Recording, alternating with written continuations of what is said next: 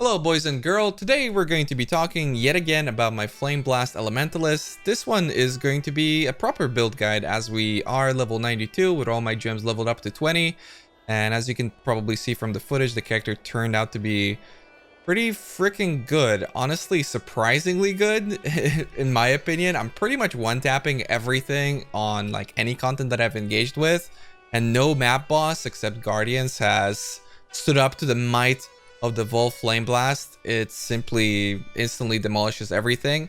Since the last update, I have worked in a war banner into the build, which has been serving me with great joy, I think. And yeah, it turned out really great. So we're doing a build guide, and hopefully this is going to be enough information for you guys to possibly replicate the build itself.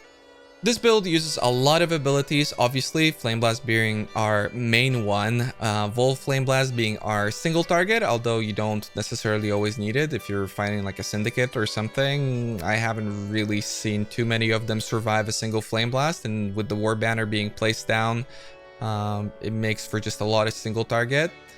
We use Flame Dash for mobility. No, we do not use something like Shield Charge. The reason for that is that despite the fact that we could get enough attack speed, we won't really play well enough to put it to good use. So I instead went with the Vigilant Strike setup. All you got to do is equip a Vigil gem on your skill tree in the Templar area, and then you're going to be ending up with around 30-second fortifies. And I found it to be really useful. It's also really cool because we've got Ancestral Call on it, so it's really easy to hit anything you want. And since the last video that you saw also, I've worked in Vaal Grace into the build, and we've also got Blood Rage as our final skill. Previously, I was using Vaal Flameblast for the spell damage increase, just so we could get a little bit more single target, but honestly, I found it that not only was it putting my character at risk a lot of the times, but also it was just totally unnecessary. Honestly, we always had enough damage for single target, and again, whenever you don't, you can always drop that war banner, which is also especially cool because while you're channeling your Flame Blast, you can still drop the war banner and then release the Flame Blast, and you're going to gain the full benefit of the war banner being dropped, the full benefit of the adrenaline, which is a lot of damage. So that's something really cool. You don't really have to worry about putting it on the ground and then casting the Flame Blast itself. So this build definitely uses a lot of different abilities, which makes for a really fun playstyle, and we have more than enough mobility with the Flame Dash. Some of you might be thinking about Phase Run. I found it to be unnecessary. It was also something that I tested out and ended up removing from the build entirely. Without further ado, let's talk about the main setup for our Flame Blast, as this probably will be the most controversial discussion on this video. It is the Flame Blast, Vaal Flameblast, with burning damage, faster casting, ignite proliferation, hypothermia, and combustion. If I were to only have a 5-link, I would recommend trying it out either without burning damage or without faster casting. For the longest time while I had a 5-link, I didn't use faster casting, and it felt totally fine because it's really more of a single target thing since we are one-tapping everything.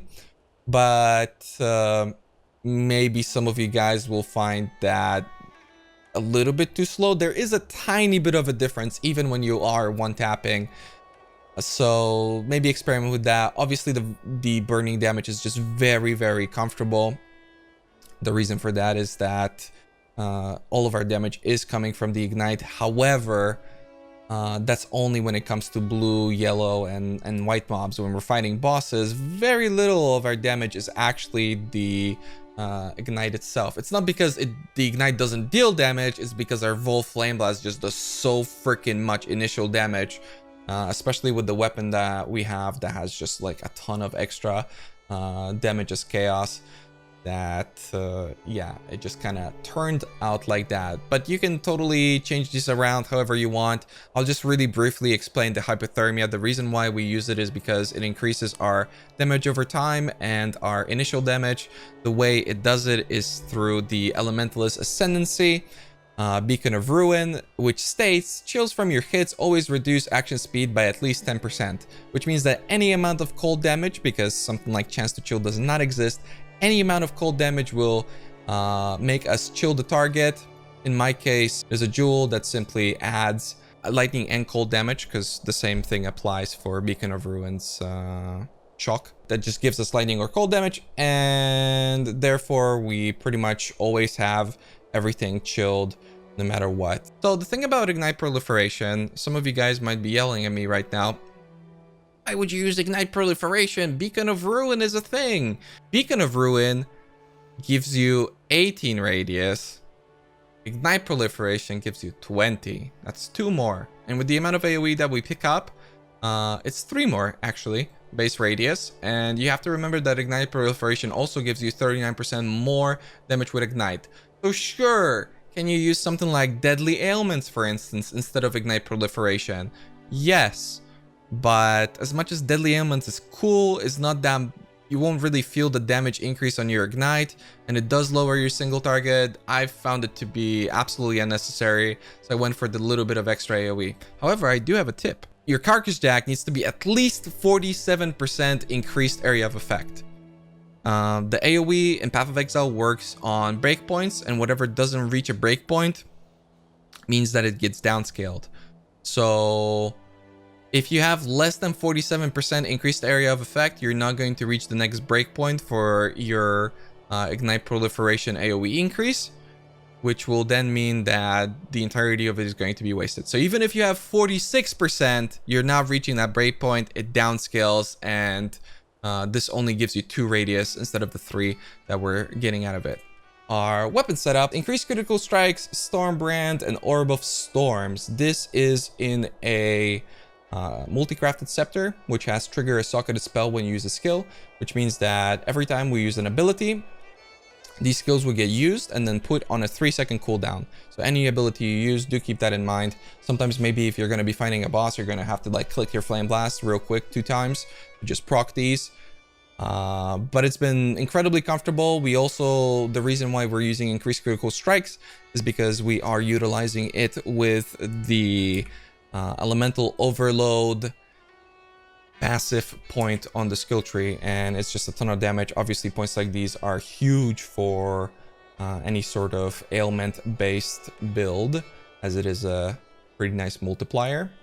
Then we've got Blood Rage, faster casting, Flame Dash, and Arcane Surge. Obviously you don't need this to be attached. These are just sort of the colors that I ended up with. Yeah, our primary mobility, the Blood Rage, is just there for the attack speed for our Vigilance Strike, and also it is our only Frenzy Charge generation. You can go with something like a Green Dream if you really want to. I really found the Blood Rage to not interfere with my survivability at all, so the degen doesn't really matter. We're never degenning HP, we're never degenning mana, so it has not been a problem. And like I mentioned before, the Flame Dash is just there for our mobility. I highly recommend you get a nice, juicy, qualityed up Flame Dash and qualityed up faster casting for those super speeds. And it's also our only source of Arcane Surge, so keeping that up, just always try and remember about that. Then we've got your typical cast when damage taken setup. It's Immortal Call, increased duration, cast when damage taken, and Enfeeble. Highly recommend you get a quality Enfeeble, as it does help out a lot. The quality on Enfeeble is really nuts. It's pretty standard. We have no other way of applying a curse, so might as well do it over here on our defensive setup. The Immortal Call absolutely helps out like it does in any other build. Our shield is Vigilance Strike, faster casting, or excuse me, faster attacks, and Ancestral Call. This is just a really comfortable setup for Fortify, like I explained previously. And for my boots, it is War Banner, linked with Herald of Ash, which doesn't do anything, and then Grace and increased duration, which obviously aren't linked with the other ones, as that would increase our mana reservation. So yeah, the Grace is there for the Vol Grace, absolutely. Helps out with survivability a lot. It is 30% spell and spell dodge and just regular dodge.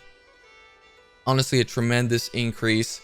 It's helped out a lot. And like I mentioned before, if you really want the extra damage, you might go with something like Vaal Righteous Fire, but I just found it to be totally unnecessary. And then yeah, we've got our Herald of Ash. Make sure to get quality on that, as it is, the quality on it is global, so it's just global increased fire damage.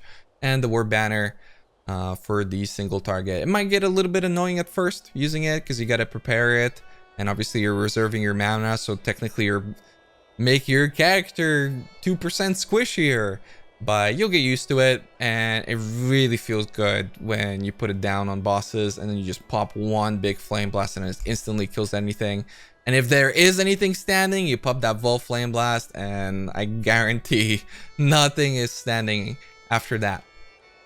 So the gear for this character is pretty standard. I would say you're going to be seeing a lot of multi-modding, but a lot of it is totally not necessary. This is a very budgety gear, a budgety build, to my surprise. A lot of the stuff that you're going to be getting that I ended up investing in ended up being a little bit unnecessary. And a perfect example of that is my weapon, which is a multi-modded scepter that's got 90% cast speed and gain 18% of elemental damage as extra chaos damage. So the way I would go about getting this would be by just alteration rolling a gain of elemental damage, and then regaling it, hopefully without the other affix, and then annulling, and you're left with a yellow weapon that you can now multi-mod. Fortunately, the one that we got also had 19 cast speed, so this wasn't something that we needed to craft ourselves, but you totally don't need the 19 cast speed. And then you fill it up with the cast speed, obviously with the multi-crafted mods. I ended up going with the 52 increased fire damage, 10% chance to ignite. The reason for this is because there is a possibility that on your build you're not going to be picking up Holy Fire, and that puts us at, I believe, 94% chance to ignite, which is, no, you don't want that, okay? You want 100%. But then I ended up picking up Holy Fire, so it doesn't really matter. But if you don't want to pick up Holy Fire, maybe you want to invest into like jewels or something, then yeah, you either get the fire damage or you get the fire damage with chance to ignite. I think it's like a 2% fire damage difference though, so yeah, keep that in mind. And then gain 10% of non-chaos damage as extra chaos damage, and the trigger a socketed spell when you use a skill, like we explained before. So the things that are totally unnecessary here are the gain extra chaos damage. I thought that it's gonna be necessary for a single target. It is absolutely not. Like I've been saying over and over in this video, we just murder everything without any sort of issues. So if you don't have the money to multi-mod a weapon, you can totally get away with like any scepter with just fire damage, some cast speed on it, and then you an open suffix for the trigger socketed spell when you use a skill, and I promise you, you'll be totally fine. But if you want to make the extra investment, go for it. Knock yourself out. I wouldn't really recommend it in hindsight. For our helmet, I went with a bone helmet. This is for the minions, deal 39 or 40%, hopefully in your case, increased damage. The reason for this is because we do utilize spiritual aid, which is global damage, which means that it scales our initial flameblast damage and also our ignite damage, a big source of ignite for this build. And then I fossil crafted it with a pristine fossil and a scorched fossil, which resulted with what you can see on the screen. Pretty cool helmet, nothing particularly difficult to get. Honestly, you can get something like this, but with even better statistics. For your shield, this was a shield that I purchased for 4 chaos. I know, I really went all out on this one. As you can see, it's got quite a bit of life, 2 open suffixes, although they're both kind of bad, and then fire damage. For you, I would recommend just getting life, getting fire damage. Maybe you want to craft one. I would recommend, again, pristine and a scorched fossil. You probably can find a lot of these shields, probably ones that are better and worth more than 4 chaos. In my case, yeah, I don't know, hardcore trading, it's just, there's just not that much stuff you can buy. If you're making this build on softcore, you're probably gonna have a much more fun time doing this stuff. And yeah, obviously you also want mana. This is a mind over matter build, so if you can get life and mana and fire damage, that's your shield. For our rings, that is primarily what I kept in mind. So we've got fire damage, we've got life, we've got mana, and we've got the suffixes necessary to cover our resistances for overcapping ourselves for elemental weakness, which is 109 all resistance, so keep that in mind. My other ring is pretty much identical to this one. You can get cast speed if you want. If you can cover the resistances, again, Harker trade is pretty limited right now, so in my case, I couldn't do any of that. For your gloves, you know, you want to cover the suffixes, get life, get mana, you get the idea. You want to get some dexterity also. Obviously, you can get this on rings too. This build requires 111 dexterity, and we don't give very much of it on the skill tree as we do not travel to the shadow whatsoever. I just found it to be unnecessary with the use of elemental equilibrium, so that's where we're at.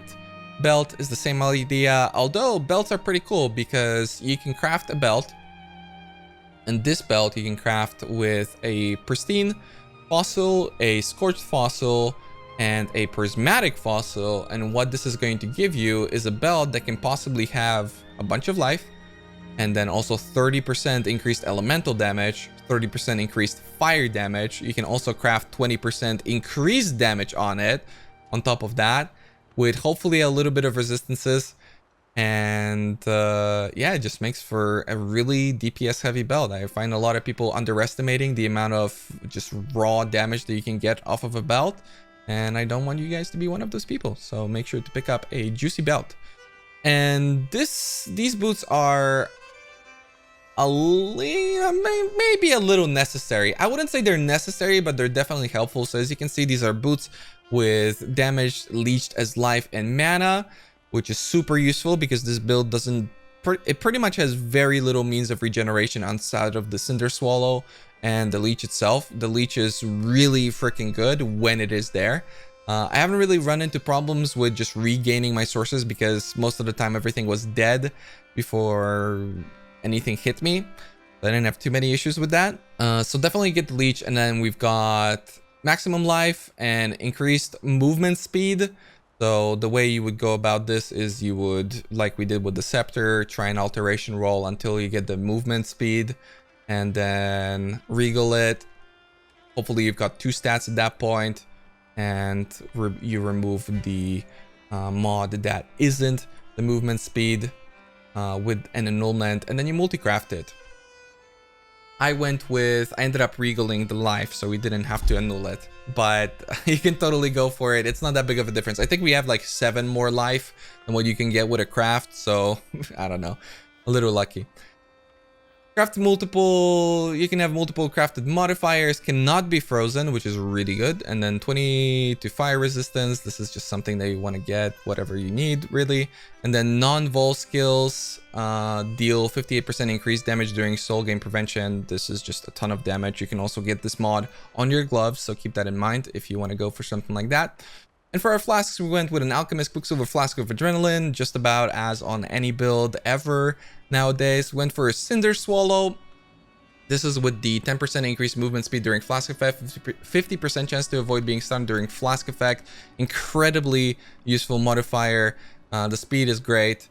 And the reason also why we're using a Cinder Swallow is because enemies ignited by you during Flask Effect take 10% increased damage, which is a nice damage increase, as also for just the smoothness of the map clear when it comes to your sustain, the recover 2% of mana and life, which I found to be very nice. Honestly, I was pretty skeptical about this flask initially, but I think it just makes it so much smoother to click. You don't have to worry about leeching or anything like that.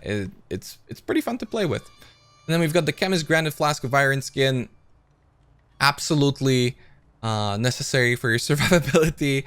This pretty much makes us invulnerable to any smaller sources of physical damage, which is any source of physical damage nowadays. Yeah, nothing deals damage to you with this puppy, especially if you've got Sanctity on the skill tree. That's going to help out, and it's also a big part of the reason why I was mentioning previously that you want to be picking up armor gear.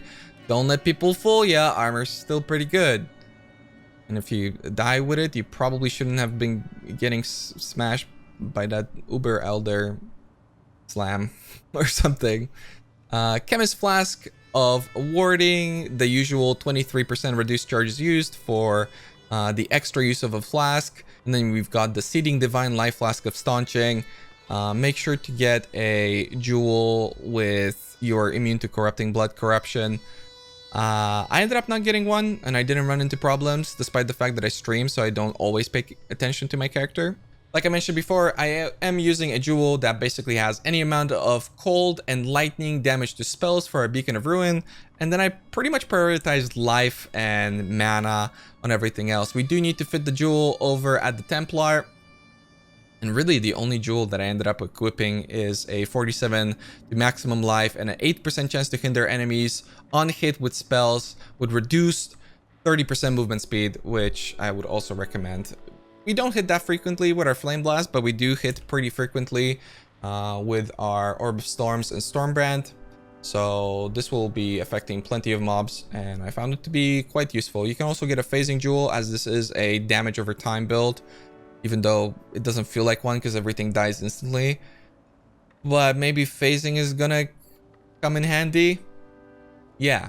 Let's start with the fun part. For our bandits, we kill everybody. We don't really need Alira. We don't need Kraton. We definitely don't need all Oak. So those 2 extra skill points go a long way. For our pantheon, I ended up going with Soul of the Brine King and also Soul of Ralakesh. This is to prevent those bleed deaths like I mentioned before. But again, if you get a corrupting blood, then maybe you can go with something else. The reason why we use Soul of Brine King is because I don't like getting stunned. And you get stunned a lot on MOM builds because they tend to not have a whole lot of life. I just realized I should have upgraded these two, and I ended up never doing it. So I guess it's not that big of a deal, but the increased stun and block recovery, it probably helps. Yeah, you should get that. Totally. As for our skill tree, it is... Actually, it's not really a standard Elementalist damage over time Ignite build, because one, despite the fact that you've probably been playing for 5 years, well, okay, 3 years, you've probably never seen one of these, as Ignite has been dead for a long time. I assure you it's not. But most of these skill trees go over to the Shadow. We opted to not do that because I found it to be quite unnecessary. Initially, that was the plan because I thought the build is going to be a lot more cast speed oriented, but because it's not, we don't really get a whole lot out of Shadow, and instead we went for the Elemental Equilibrium, and we went down to Constitution to pick up that Scion Life, a little bit of extra survivability. Obviously, for our ascendancies, we've got Shaper of Desolation, Beacon of Ruin, Pendulum of Destruction, and Mastermind of Discord. Mastermind of Discord is cool because it's survivability, because we do have more mana, and also the penetration, despite the fact that it doesn't affect our burns, it definitely affects our flame blasts. And let me tell you, it was a pretty massive difference in single target damage increase once we picked up this bad boy. I leveled with Fireball. Fireball's just kind of cool. Fireball with explosive traps with Vaal Fireball. It was really good. Then I switched to Firestorm for a little bit. It was okay. I would probably still continue to level with Fireball, and then you get to level 28 and your character pretty much becomes a Vaal Flameblast god. Yeah, anyway, thanks for watching the video. I appreciate you guys. Check out the full link to the Path of Building in the description below, and remember to subscribe and support the channel. And if you want to see these sort of builds live, make sure to check out the Twitch stream as well, as I do stream 8 hours almost every day. Thanks for watching. I'll see you guys in the next one. Bye.